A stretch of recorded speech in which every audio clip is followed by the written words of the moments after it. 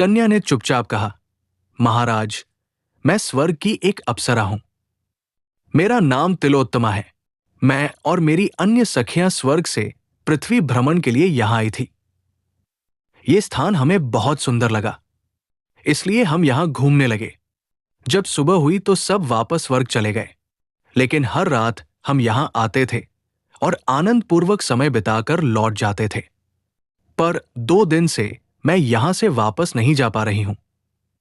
यह सुनकर राजा ने पूछा, क्यों? तुम यहां से क्यों नहीं जा पा रही हो? तब वो कन्या बोली, महाराज, इसका कारण आप ही हैं।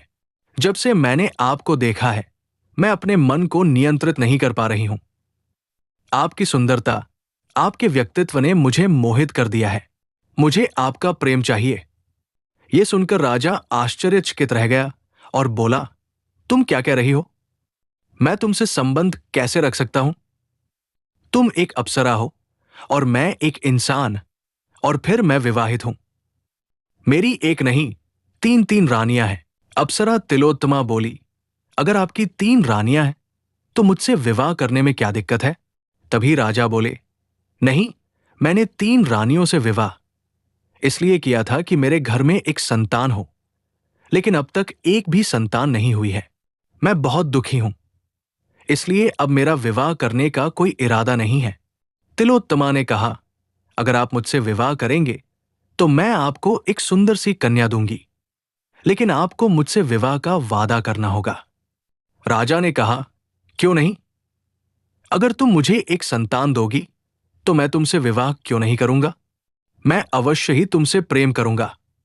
तभी अप्सरा तिलोत्तमा बोली, अगर तुम मुझसे विवाह करोगे तो ये बात मन में बिठा लो कि मुझे भी तुम्हारे राज्य और राजमहल में रहना पड़ेगा। यह सुनकर राजा ने कहा, क्यों नहीं? जब तुम मेरी रानी बनोगी और मुझे एक संतान दोगी तो तुम मेरे साथ क्यों नहीं रहोगी?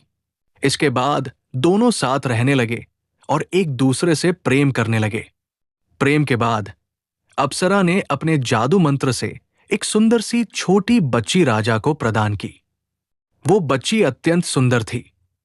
उसे देखकर राजा बहुत प्रसन्न हुआ और उसे लेकर अपनी रानियों के पास चला गया।